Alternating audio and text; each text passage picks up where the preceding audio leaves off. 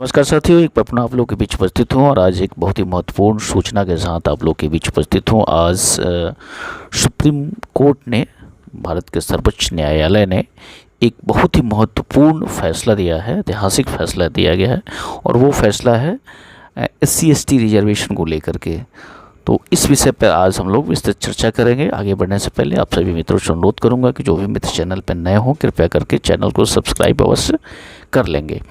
आज supreme court ने अनुसूचित जाति जनजाति के आरक्षण को लेकर एक बड़ा फैसला सुनाया है। चीफ जस्टिस DY चंद्रचूड़ की अध्यक्षता वाली संवैधानिक पीठ ने 6-1 से इस फैसलों को दिया है। इस फैसले में उन्होंने यह कहा है कि SC/ST कोटे के अंदर कोटा दिया जा सकता है, अर्थात कि SC/ST कोटे को भी उपवर्गीकरण किया जा सकता है। आइए देखते हैं सबसे पहले कि 7 ये जज कौन लोग हैं जो कि संवैधानिक पीठ में शामिल थे। तो अध्यक्ष तो हैं CJI अर्थात कि DY चंद्रचूड़ हैं, जस्टिस DY चंद्रचूड़। इसके अलावा जस्टिस BR गवई हैं। जस्टिस BR गवई के बगल में जस्टिस बेला M त्रिवेदी हैं, जस्टिस मनोज मिश्रा हैं। इस साइड में आए तो जस्टिस विक्रमनाथ हैं, जस्टिस पंकज मित्तल हैं और जस्टिस सतीश चंद्र मिश्रा। तो ये 7 जजेस हैं। इन 7 जजों ने की संवैधानिक पीठ ने आज का यह महत्वपूर्ण फैसला सुनाया है।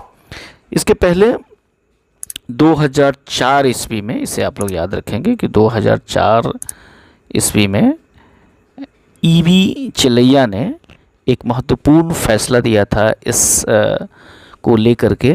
और EV चिलैया ने यह कहा था कि अनुसूचित जाति के भीतर कुछ जो उपजातियां, उस समय यह कहा गया था कि अनुसूचित जाति जनजाति में कुछ ही ऐसी जातियां हैं जो कि विशेष लाभ लेती हैं, बाकियों को इसका लाभ नहीं मिल पाता है, इसलिए कुछ विशेष जातियों का इसका लाभ दिया जाना चाहिए। तो उस समय EV चिलैया ने इस फैसले को बिल्कुल देने से इनकार कर दिया था।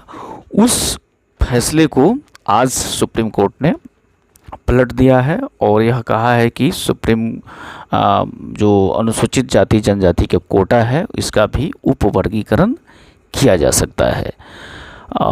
इस फैसले को आते ही इस पर कई सारे दलीलें आना शुरू हो गया है। कुछ इसके पक्ष में हैं, कुछ लोग इसके विपक्ष में हैं।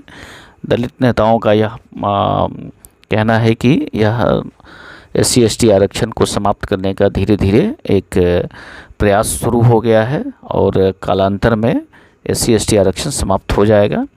जबकि कुछ लोगों का यह कहना है कि जैसे कि OBC में एक कैटेगराइजेशन बनाया गया है, क्रीमी लेयर बनाया गया है, उसी तरह से SC/ST के अंदर भी एक क्रीमी लेयर होना चाहिए, जो कि एक अच्छी बात है। जो लोग संपन्न हैं वो लोग धीरे धीरे इस जो उन्हें आरक्षण मिल रहा है उसे समाप्त कर देना चाहिए, नहीं लेना चाहिए।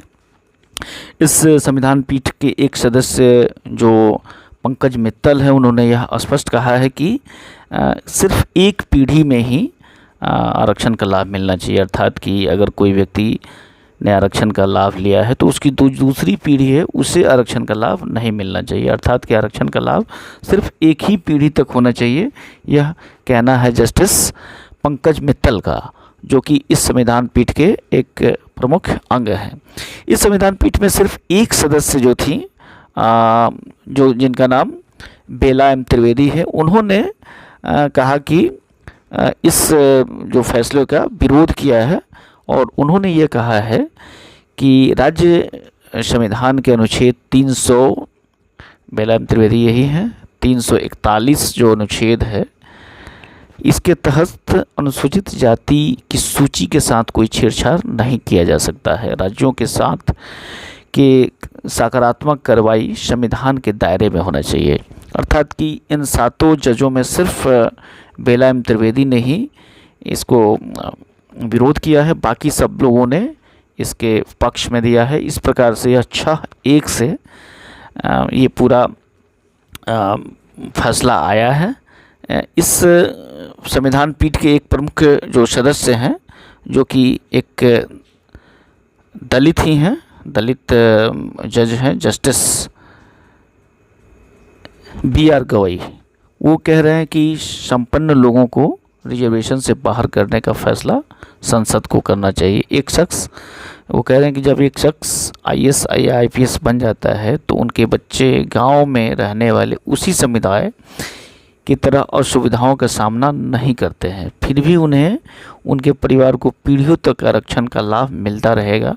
अब यह संसद को तय करना है कि संपन्न लोगों को आरक्षण से बाहर करना चाहिए या फिर नहीं करना चाहिए। ये जस्टिस BR गवई का कहना है, जो कि एक संविधान पीठ के प्रमुख सदस्य हैं।